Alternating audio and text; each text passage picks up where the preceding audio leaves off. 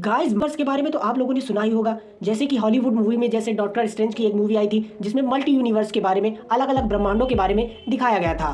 पर यहाँ पर साइंटिस्ट भी जैसे कि मल्टी यूनिवर्स, टाइम ट्रैवल और पैरेलल वर्ल्ड के बारे में रिसर्च कर रही है, इन थ्योरियों पर काम कर रही है। पर आपको यह पता चले कि हमारे हिंदू ग्रंथों में भी हजारों साल पहले मल्टी यूनिवर्स, पैरेलल वर्ल्ड और टाइम ट्रैवल के बारे में बात की गई हो तो कैसा रहेगा। पर ये बात सच है तो आप लोगों को इसी बारे में आज बताने वाले हैं, तो कहीं ना जाइएगा, पूरी वीडियो को देखिएगा लास्ट तक। और कैसे और कहां पर मल्टी यूनिवर्स के बारे में हमारे ग्रंथों में बताया गया है, इस बारे में आपको जानने का जरूर बताएंगे। तो चलिए शुरू करते हैं। दोस्तों, मानव विज्ञान हिंदू धर्म के बारे में जितना जानने की कोशिश करता है वह उतना ही हैरान होता जाता है। समय और अंतरिक्ष पिछले 100 सालों में जितना ज्यादा जानने की कोशिश कर रहे हैं उतना ही हम लोग जान रहे हैं। और रही बात, जो बातें पहले सच मानी जाती थी वो आज के समय में मिथ मानी जा रही हैं, और जो बातें मिथ मानी जाती थी वो आज के समय में सच मानी। हिंदू ग्रंथ इन्हीं का उदाहरण है। जिन्हें प्राचीन कथाएं माना जाता था, आज उन्हीं कथाओं से विज्ञान को आधुनिक जानकारी मिल रही है। Multi universe, parallel universe and time travel, इन सभी की जानकारी ग्रंथों में भरी पड़ी है, पर इन्हें सच नहीं माना जा रहा है। लेकिन मानव विज्ञान इन पर दोबारा विचार कर रहा है। 100 साल पहले यह किसी को नहीं पता था कि इस ब्रह्मांड की रचना कैसे हुई है, पर कुछ समय बाद बिग बैंग थ्योरी आई जिससे यह पता चला कि इस ब्रह्मांड की शुरुआत शून्य से हुई थी और यह धीरे धीरे एक्सपैंड हो रहा है। एक दशक पहले ही वैज्ञानिक यह मानने लगे थे कि यह ब्रह्मांड एक नहीं बल्कि इसी की तरह कई सारे ब्रह्मांड हैं जिसे मल्टी यूनिवर्स कहा जाता है। लेकिन यह अभी तक वैज्ञानिक नहीं समझ पाए हैं कि ये सब कैसे होता है। और हमारे धर्म हिंदू ग्रंथों में इस बात का जिक्र कई बार किया गया है।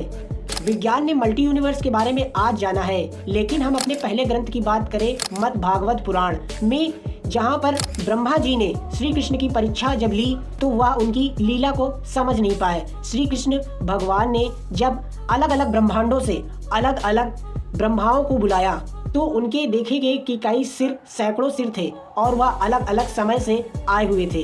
तो यह सब देखकर ब्रह्मा जी आश्चर्यचकित हो गए कि हे प्रभु, ये सब क्या है। तो वह कहते हैं कि आप सिर्फ इस ब्रह्मांड का ज्ञान रखते हैं, लेकिन मैं सभी अलग अलग ब्रह्मांडों का ज्ञान रखता हूँ और सभी अलग अलग ब्रह्मांडों में अलग अलग समय में अवतार लेता रहता हूँ। विज्ञान ने आज पता लगाया है कि यह मल्टी यूनिवर्स क्या होता है, लेकिन हमारे ग्रंथों में हजारों साल पहले ही बता दिया गया था।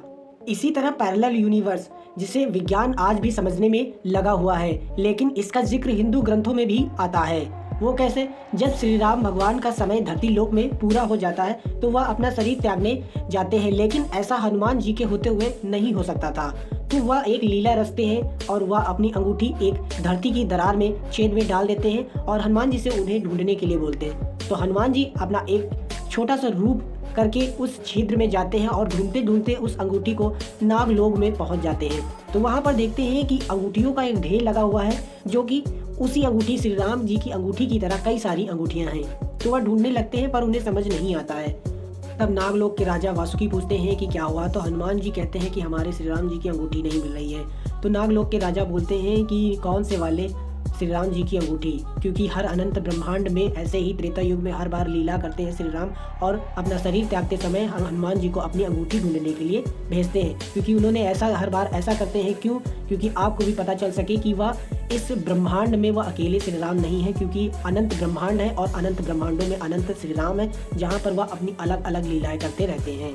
यह बात यह दर्शाती है कि हमारे ब्रह्मांड के जैसे ही ऐसे कई सारे अनंत ब्रह्मांड हैं जहाँ पर अलग नियम और कानून चलता है। तो ऐसी वीडियोस धार्मिक ग्रंथों पर, मॉडल फिलॉसफी पर देखने के लिए हमारे चैनल को सब्सक्राइब करें, बेल आइकन को